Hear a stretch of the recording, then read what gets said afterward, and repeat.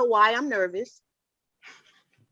Uh, Oh, yeah, I have shared this testimony, various ways to many different people, but like I just got super nervous and I'm like, Lord, give me a peace because amen. if it can touch anybody, if it can soften a heart, if it can plant a seed, that's all that Yes, matters to me, so I do. I am super excited. I So do am you have any too. questions? I do. I have 8, and Okay. a few of them are very similar to what you asked me on Okay. Saturday. But I do have my questions, and I did pray for you too before we started this. Thank you. So, and for peace, that Lord will, Thank give you. you supernatural peace that surpasses all understanding. And it's Him Thank we're you. glorifying and not us. And So, that's how I know you're my sister, because that's what I prayed for before you got on. I said, Lord, just remind me that this isn't about me. It's about what right. you have done in my life and what you can do in anybody's life who accepts you as their savior. So we're on the Amen. same page. Okay. So for a little recap too, like you mentioned in my testimony video, we met through Reddit, and then we got close because we started talking on Discord for your listeners and Yes. subscribers. And Kai and I have, our friendship has blossomed and grown in the Lord, and it's been amazing. I feel like I've known Amen. her forever. I know. And isn't it crazy how It he works? is. It is. So I consider her a dear friend of mine now. And she was kind enough to interview me on Saturday for my testimony, which you guys will see. And now it's her turn to share her testimony, which I'm very excited I for. know. And like I told you, I'm like, I've never been interviewed before. I mean, I had, I'm a photographer and a videographer. So Right. years ago, I had a exhibition, a photo Oh, wow. exhibition. Yeah. So a newspaper interviewed me then, but it wasn't this. So, I'm interested to see what questions, and, I just pray that I can bless someone with my testimony. I do too, sis. I do too. So the first question, are you ready? I am. I don't know why Okay. I'm nervous. Don't be nervous. You're fine. Jesus is I with you, know. girl. I know. Okay. Okay. Okay. So I put like what you said for me too. I said, describe your childhood. How were you when you were a kid, and describe your family life for starters. Okay. Childhood. So, it kind of starts before I was born, like you. My mom had a miscarriage right before me, before she Oh, got wow. pregnant with me. And it Okay. was a boy, it was a little boy. She lost him and she wasn't going to Oh, try again, but she decided that she really wanted a second child. So they tried again. Um, I was born after my dad came back from Vietnam. oh, And wow. if anybody knows anything about Vietnam, there's a company by the name of Dow Chemical Company. They make a Mhm. lot of different products. They had made a pesticide for the military called Agent Orange. Yes. And yeah, what the point of it was to help with the foliage, like the forest, to kind of degrade that so that the Vietnam vets or the soldiers could see better and, be able to fight the war. They Mhm. had no idea, because they made it so fast. They didn't know what the long-term effects were. Right. So when I was born with a lot of health issues. A lot of people, or a lot of children that were born around the same time as me, from fathers that were also in Vietnam, they had like spina bifida. They were born without limbs. I mean, just really rough health issues because of Agent Orange. Right. With me, my health issues were more reproductive. I've always had skin issues, Mhm. nosebleeds, things along those lines. So my mom and dad divorced when I was 5. Okay. And how when you think about your earliest memories, and memories can come to you from when you were like 2, 3, 4, and 5 years old. Yes. It's so weird. I can't tell you what I ate yesterday, but I I can tell know. you a memory from the age of 5, which is like 40 something years ago. So Right. when my dad got ready to leave, I can clearly remember he was packing. And come to find out, this is so amazing, as you get older and you start talking to your parents as an adult, you find out and you learn them as an adult compared to the relationship that you have as a child. Because there Mhm. are certain questions you're not going to ask your mom or dad, as a child, because you don't have any wisdom to be able to say, well, hey, how was your childhood? How are you when you were a teenager? Right. So when I got older, me and my mom have always been close, but I started asking her questions over like the last 5 years, just, how was your childhood? Tell me about when my dad left. So come to find out, a few months ago, she was explaining to me that my dad had told her and me that he was going to take me with him. So I had no idea that that was the story. My memory is he was packing and I said, "Can I go with you?" And all I remember him saying is, "No, I can't take you." And I cried at 5 and I'm like, "Well, Daddy, I can get in the trunk. Like, if you don't have enough room in the car, just put me in the trunk. I just want to go with you." Now that makes sense why I was pushing so hard, because he had told me that he was going to take me with him, which wouldn't have worked.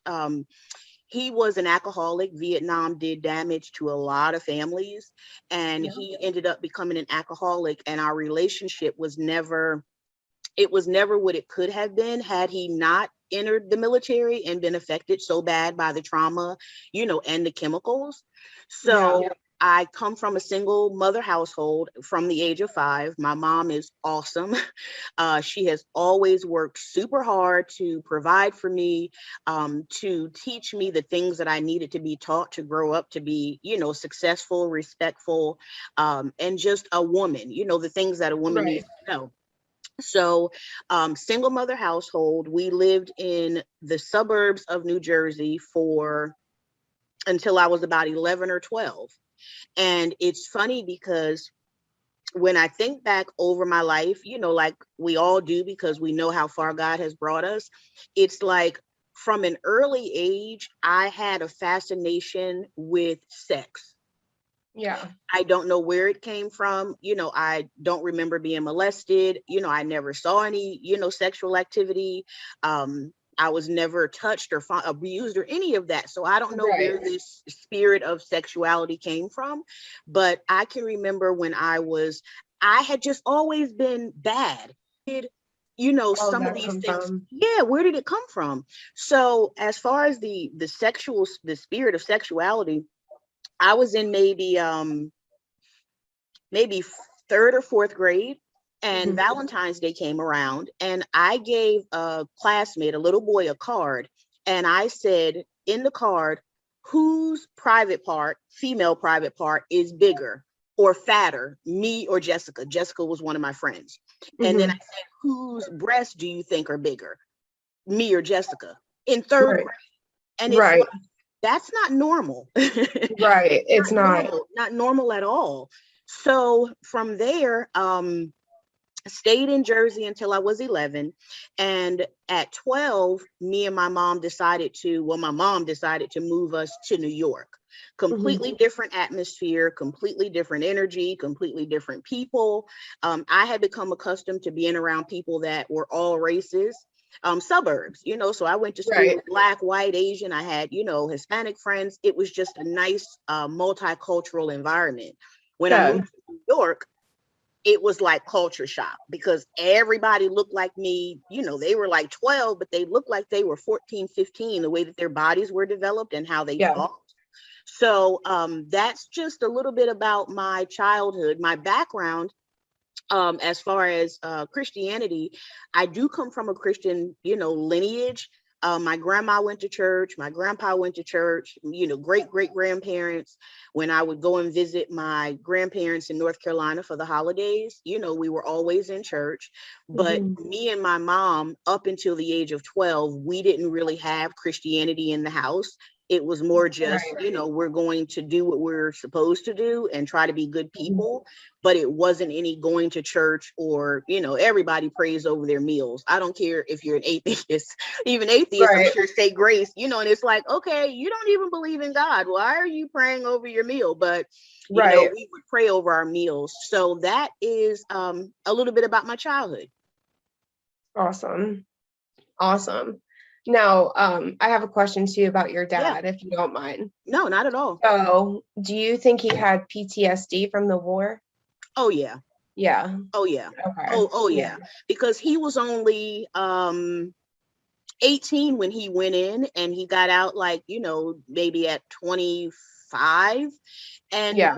nobody prepares you for that. I Yeah. couldn't imagine going from being a regular civilian in the world and then going to war. And, the Vietnam Right. War was one of the worst wars, that all wars are bad, but the Vietnam War was one of the worst wars. And there was a lot of residual effects from that war. Like, I watched a documentary the other day, with the Agent Orange.